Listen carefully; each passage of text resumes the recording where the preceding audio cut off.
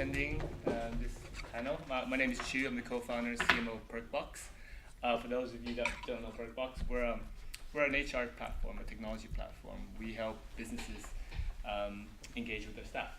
We've been growing really, really rapidly. We started off with perks and benefits, but we've diversified beyond that now. So we have reward recognition, which is a way to incentivize and motivate staff online using virtual means and technology. We also have insights, which is a way to really track and engage with your staff and really measure their sentiments. So in a way, we're trying to really improve the workplace culture and engagement using technology and creating a brand that is very customer and user-centric. Okay, great. Thank you, everybody. So as Chu mentioned, the topic is how technology is impacting employer-employee relations. That's why we're all here. Many would argue that digital transformation is driving, or at least it should be, a significant increase in workplace productivity.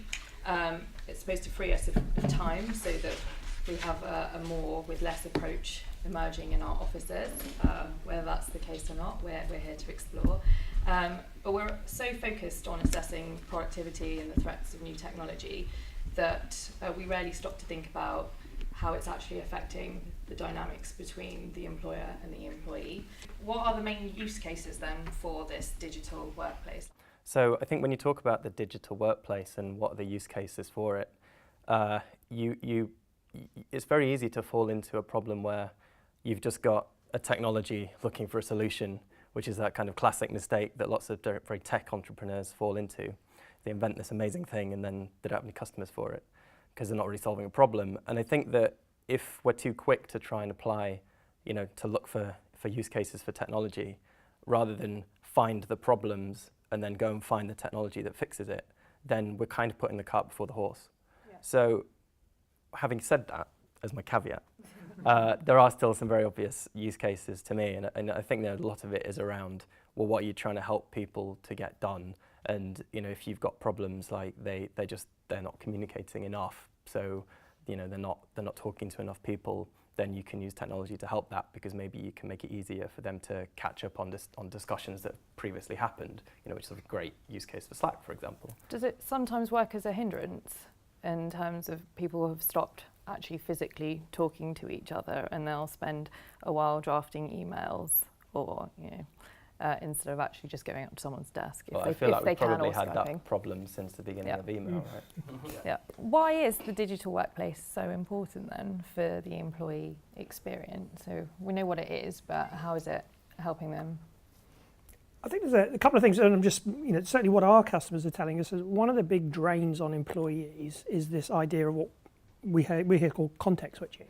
Like I'm doing something, then I have to go someplace else to do something else. Then I have to go log into something else to do something else. And that in of itself becomes a drain because you don't have a unified picture of what you're doing. You're having to go to all these different places and they're not always connected. And I think that is definitely one aspect. Email management, right? It's got smarter and better over the years. That's another productivity drain. And of course, meetings, because if you really want to drive down productivity, let's just look at anyone's calendar. It's full of meetings. So those seem to be the themes that we're definitely hearing that people want to try and solve. Okay.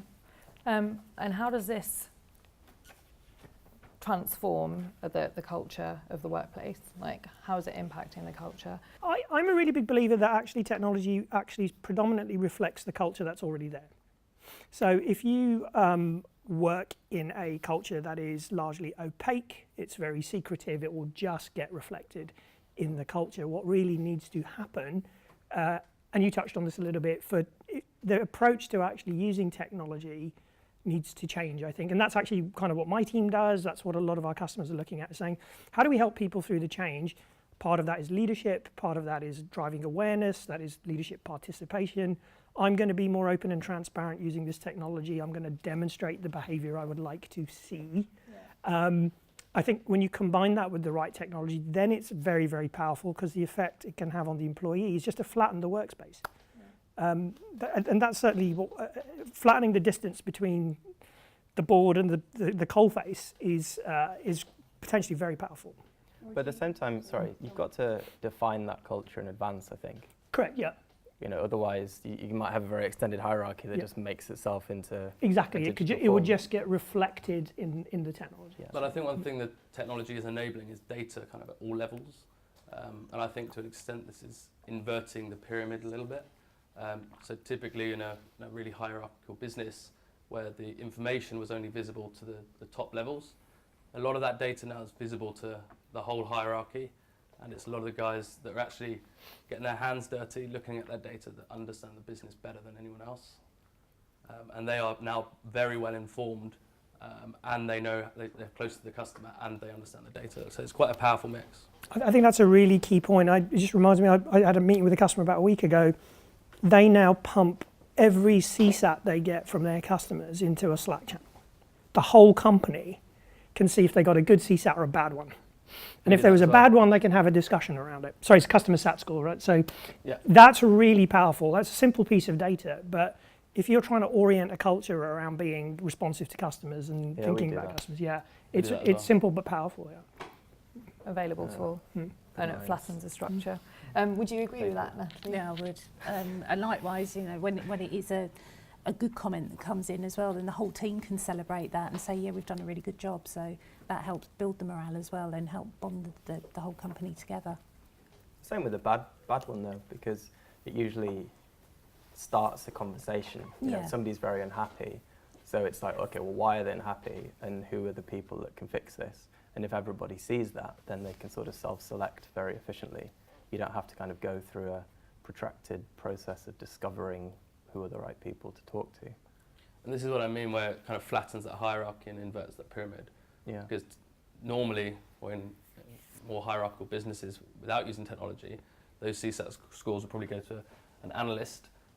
The analysed results would go up to the general manager, and then it would feed down eventually to the person that actually needs to action something in that feedback. But through technology, we're dispersing that information to everybody, getting it into the hands of people that need it quickest, and they're able to hear the customer voice, which is key. So what kind of tools are out there? Well, there are of course collaboration tools, and actually there is actually quite a large overlap between collaboration and employee engagement. So people need to feel rewarded and recognised, and as part of recognition, people need to be. It needs to be every day, all day, and things like Slack are very, very good for that. With reactions, of course. Yeah, well, we have a thing called Kudos Bot, right? So you want to thank someone anywhere in the company, you just talk to Kudos Bot and say, hey, I want to thank Dave and the team for doing such a brilliant job, and that goes to everybody. And I think that kind of thing really helps stimulate engagement. So technology in the workplace, how is it affecting the physical and mental well-being of employees? I think there's of course good and bad things. I think technology is really ramping up the speed that businesses can change, and as part of that, I think that can generate a really exciting environment to be in. But it's also can be quite an unstable environment, and people with skills might overnight find that those skills are kind of obsolete.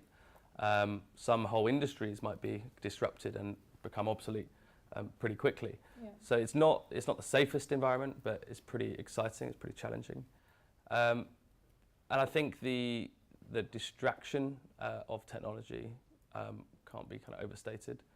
So technology, communication is incredibly important. It does run the whole business, of course. But I pulled, just about an hour ago, I pulled some stats from Slack, and we did 83,000 messages in the last 30 days in just my team alone. And including bots or just people? I think it includes bots. Yeah, okay. Including bots. Yeah.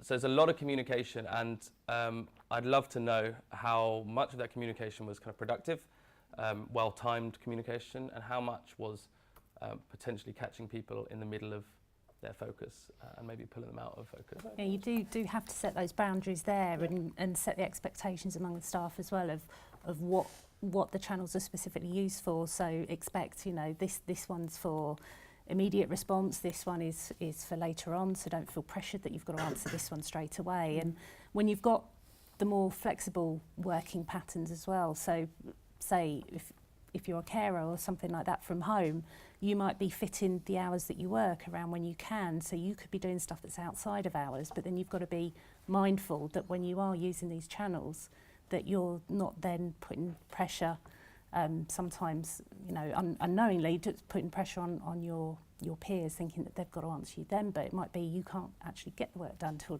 10 o'clock at night when your kids have gone to sleep or something like that. So it's just about getting that balance struck and making sure that everybody is comfortable with what's expected when with the tech that they're using. Yeah, and having a bit more empathy, I think, Yeah. as well. Yeah, that's a really Just good being point. mindful. Yeah. Do you think employers are actually shifting their mindset to that way of thinking, or do you think they're still being quite demanding and have this expectation now that there is this technology available and you can WhatsApp someone, call someone, like there is sometimes, unless you actually smash your phone stamp on it, there is always goodness a forbid, turn way. it off. Oh, but yeah, there's that Yeah. option too. Yeah. I have There are a, always going to be bad bosses. Yeah. pardon? There are always going to be bad bosses. Yeah, there are.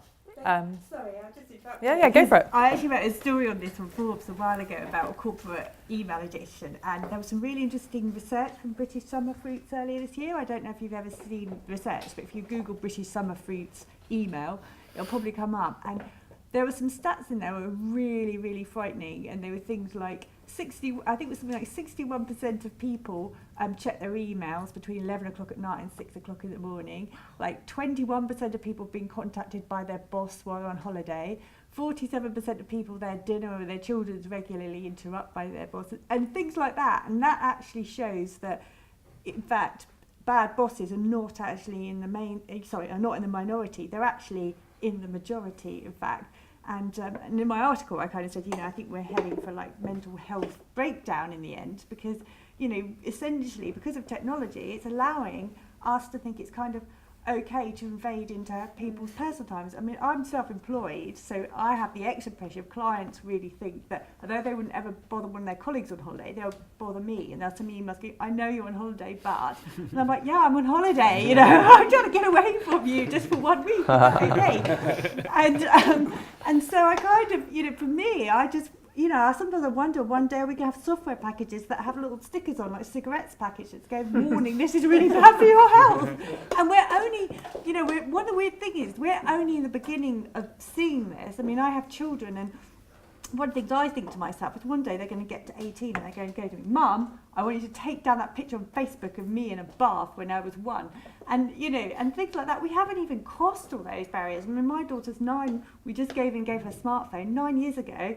I didn't even have a smartphone. Yeah. And that's kind of like, you know, the sorts of things, certainly as a parent, I feel like we're overcoming really, really quickly. And I don't think we're only at the beginning, really. Sorry, I've jumped in to speak as well. But I think we're really only at the beginning of actually understanding the impact of this technology on our mental and physical health. That's my view. And you know, technology is a marvellous, great thing, and it certainly helps our productivity. But we're only just beginning to understand the effects on us as human beings of having things that beep on us constantly. And I think there'll be a lot of work and research done in the next few years. And those stats from British summer fruits are worth seeing because they're quite frightening.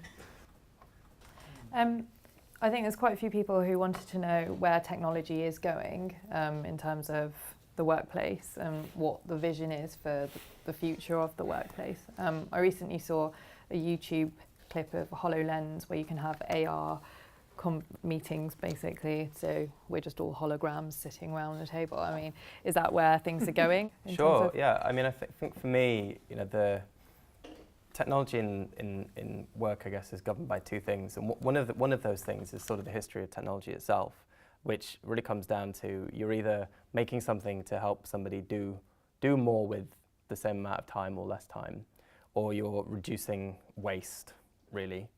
And those two things are really very abstract, but actually are extremely powerful because they're also big things that contribute to the growth of the economy. And you know, that's the second thing, which is that the growth of the economy really is all about productivity. You know, and productivity increases come from companies. And the recent history of productivity is really shocking. You know, it's like really minimal 1-2% productivity increases year on year, when in the second half of the 20th century it was much, much, much bigger. And you go, well, surely the internet and like Slack's made everybody so much more productive. So what's going on, guys? And I really think there's a disconnect between the way that productivity is being measured, you know, which probably to do with GDP, which has long been said to be an inaccurate measurement of what's actually kind of good about the world, and what's actually happening with people, which is people do feel more productive. They do feel like they're getting more done. I mean, maybe they feel more stressed and they feel worked harder than ever, but it is true that, you can start a business with a laptop and not a server farm like it took 10, 15 years ago. And that is a massive, massive shift, and costs of things have come down massively. And I think that's what's going to keep going. So the big thrust for me in terms of how do you keep getting people to do more with less is really around automation and streamlining the interactions between people in those teams of teams. So rather than a kind of an inefficient loop where you go, Ben, can you do something for me? And Ben goes, I don't know, I need to talk to Ra. And Ra goes, I need to talk to, Sajni. And then you come back to me and you're like, can we help me with this thing? I'm like, wait, that's familiar. That little loop is really, really inefficient. And if I could just introduce maybe a little, sprinkling of kind of big data or something into my computer nexus or whatever, that's just able to know that when I want to achieve goal A, that, actually it's Sally is the best person to go to. And so that then solves like a huge amount of problems for me. And then you sort of spin that up, sort of take that to its logical conclusion. And really you've got this whole idea of smart agents and the enterprise technology really working on behalf of all of its users, I suppose, all of its employees to do really great stuff, just using like the max capacity of their creativity instead of being slaves to corporate bureaucracy. And that's like a massive shift. And I think that the technologies that we see coming into the workplace, whenever they contribute towards that, people are going to go, oh yeah, this feels really good. I don't know why this feels really good, but it's because it's helping you do more and be more like capable as an employee going towards that goal that you're trying to meet. I'm a huge advocate that the future of technology and working is working from home, and literally as close to the Jetsons as possible, where the guy's working at home and whenever his boss calls him and yells at him, it just kind of pops up on the screen. And he only worked for a few hours a day and he was very effective. And I'm an advocate of that because the last 4 years, everyone in my team of 6 has always worked from home, and we're using things like Slack and we're using Skype and we're using all those kind of sharing tools to the point that it will become the norm. Yeah. That everyone will be kind of working from home to reduce traffic and commuting and costs, or they'll be working in co-working spaces very near their homes, because literally now every suburb is getting its own co-working space. So this is, if it's not from home, then it's somewhere, but just not in a centralised office. And then that will become so normal that companies will need to then try up it again, which might mean having more engagement opportunities, understanding when their most effective times are and saying actually you're most effective during 3 p.m. to 11 p.m. That's when you can work, and trying to literally maybe use an algorithm to actually pinpoint the most effective. Does that get Big Brother-ish though, when they're like clocking in to see how effective and efficient you are at whatever time of the day? Or well, no, it's an interesting one. I would just say I think there is another lens to look at it, which is I think the way work's going to evolve is your tools are going to start to become invisible. And by that, what I mean is you're just going to go to one place. Like we view Slack, for example, as a collaboration hub. It's not just a chat tool. You guys were talking about notifications and everything. All this stuff's going to come at you that you need, that you'll be able to filter, and the AI will sort out what's most important. But you are not going to know or care where it comes from. It's just the stuff you need to do your work. I don't need to know it's Salesforce. I don't need to know it's Zoom. It's just going to be there. And I think the trend that we certainly seeing, or from our customers, is like I read a report, something I think it was by McKinsey possibly. I may be wrong. That the average organisation has over 1,000 apps, right? So if you can imagine an IBM-sized company, IBM's our biggest customer, an IBM-sized company. Imagine what that's like. 400,000 people. If you can make that invisible, remove that complexity from everything, you're not only going to be more engaged in your work, you're going to be more productive. Yeah, well, they're always looking at ways to help the employers to upskill. So they're looking at continuous learning programs now, so that employers can buy into programs to upskill their staff, and then actually let the staff pick the topics that interest them, that they want to learn as well, so that they've got that interest and that desire to learn. And by doing that and centralising this information, then that gives the the employers a lot of information on what skills have they got amongst their teams as well, because otherwise it's very difficult to get hold of that information, and it's quite time consuming to go through at the moment to try and gather that data on what skills people have got, what courses are they doing, things like that. This centralises all of that information so that it then becomes very powerful for the employers that they know what skills are there, and also because they're allowing staff to choose what they want, then they can see with the new technologies what interests they've got and maybe know what direction to move in next with what they're doing. Great. Big round of applause. Thank you very much to our panel speakers.